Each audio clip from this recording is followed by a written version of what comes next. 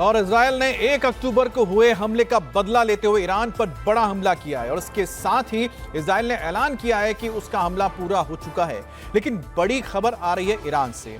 Iran अब Israel पर जवाबी हमला करने की तैयारी कर रहा है और यह हमला किसी भी वक्त हो सकता है। ईरान की समाचार एजेंसी तस्नीम ने ईरान के मिलिट्री सूत्रों के हवाले से बताया है कि इजरायल को इस हमले का कड़ा जवाब दिया जाएगा और ईरान इस तरह के किसी भी हमले का सामना करने के लिए तैयार है।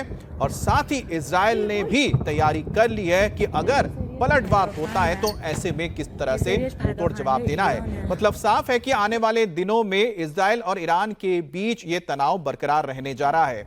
आज करीब 2 बजे यानी कि रात को ही 2 बजे हमला शुरू हुआ था। 1, 2, 3 खेप में ये हमले हुए थे। तीनों खेप में इजरायल के फाइटर जेट्स ने निशाना बनाया था ईरान के उन अहम ठिकानों को जिनका इस्तेमाल मिसाइल बनाने के लिए किया जाता है, कमांड सेंटर के तौर पर किया जाता है और जहां पर रेवोल्यूशनरी गार्ड के बेसेस हैं जिनका इस्तेमाल किया गया था इजरायल के ऊपर हमला करने के लिए 1 अक्टूबर को, जब करीब 100 मिसाइलें दागी गई थी एक साथ।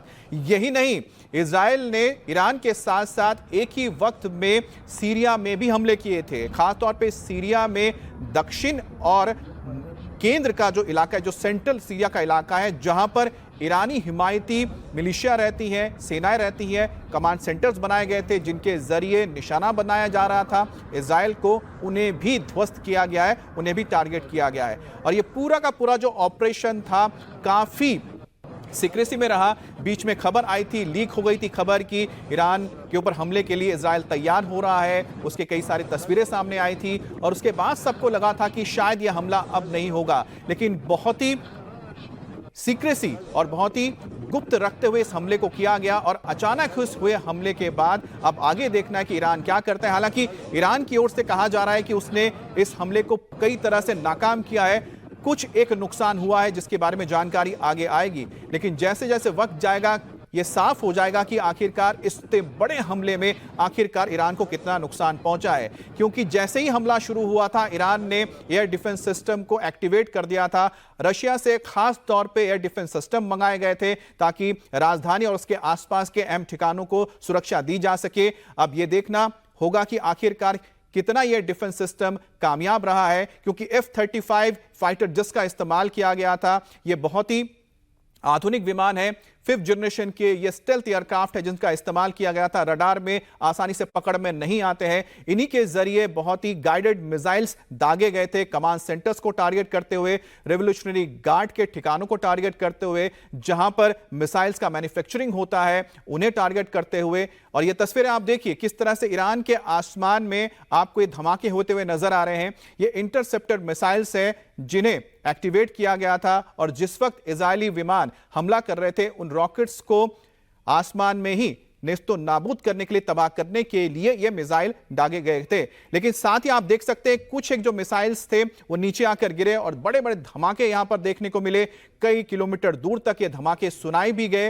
लेकिन बहरहाल यह जो हमला हुआ है, लेकिन इस हमले के बाद एक बात बिल्कुल साफ है कि इस वक्त तनाव बड़ा है और पहली बार ऐसा हुआ है कि इजरायल ने ईरान के ऊपर सीधा हमला किया है।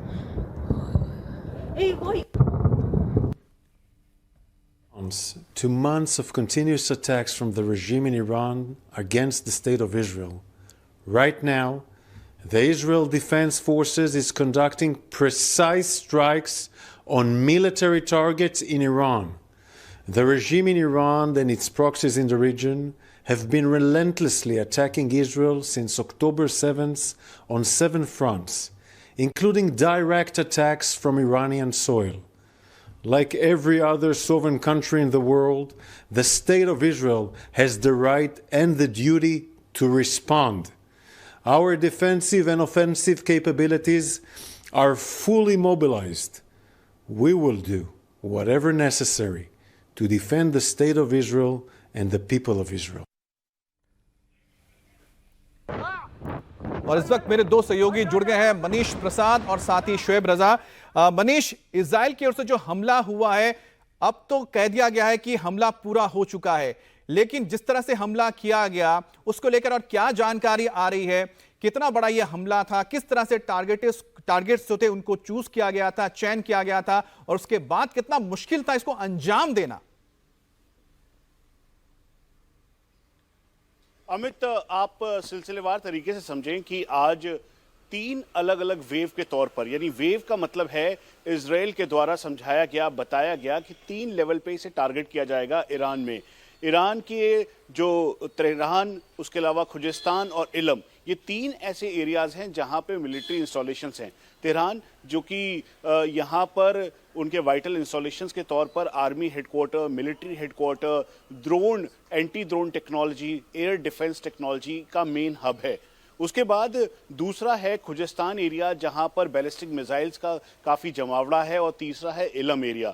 इन तीनों एरियाज को इजराइल के द्वारा, आईडीएफ के द्वारा ऑफिशियली इस बात को बताया गया। जो रियर एडमिरल अगारी हैं उन्होंने इस बात को की पुष्टि की कि 3 वेव में हमने जो अटैक करने की तैयारी है वो की, और फिर उसके बाद एक एक करके ईरान के ऊपर ही अटैक किया। पहला अटैक जो एयर डिफेंस मैकेनिज्म था, जिसमें 3 ईरान के मेन एयर डिफेंस हैं। पहला जो बावर 373, आप इसे समझ लीजिए कि S-300 का ये एक्सटेंडेड वर्जन है। उसके अलावा S-300 missile system, air defence system, उसके अलावा S-400 जो कि हाल ही के दिनों में रशिया के द्वारा उनको मिला है। तो ये तीनों एयर डिफेंस सिस्टम उन्होंने तैयार किए, उसके बाद उसे एक्टिवेट किया, और इसीलिए जो आपको ईरान के आसमान में ठीक इजराइल की तर्ज पे जैसे आयरन डोम काम करता है, वैसे ही ये जो एयर डिफेंस सिस्टम है उसमें आपको मिसाइल्स टकराते हुए दिखाई दे रही हैं।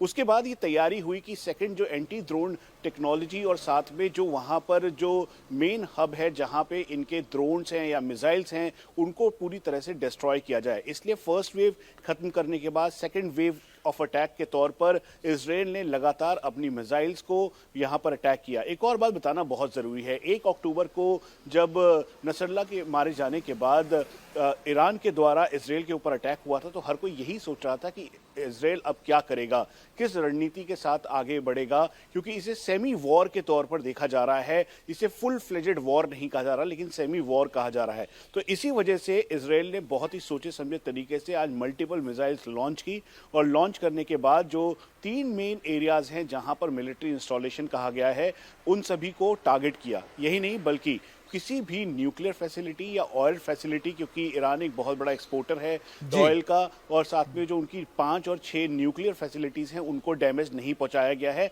इजराइल के द्वारा ये साफ तौर पे कहा गया है। लेकिन सबसे बड़ी बात है कि ये तेहरान, खुजिस्तान और इलम में ये जो मिलिट्री इंस्टॉलेशन है, ये सभी बेहद करीब हैं सिविल एरियाज के। तो इसीलिए जो ये मिसाइल्स इजराइल के द्वारा फायर की गई, उसमें कितना नुकसान हुआ, अब से कुछ देर बाद ये बिल्कुल क्लियर हो जाएगा। थोड़ा और इंतजार करना होगा। लेकिन रोश हाशना, जिसका मतलब होता है डेज ऑफ रिपेंटेंस, यही नाम रखा गया था आज के इस हमले का, इजराइल ने रखा था।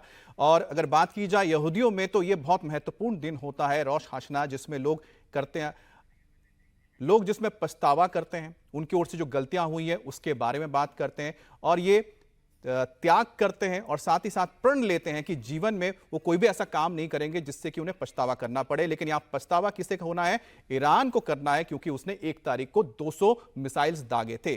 तो डेज ऑफ रिपेंटेंस ये नाम रखा गया था इस ऑपरेशन का।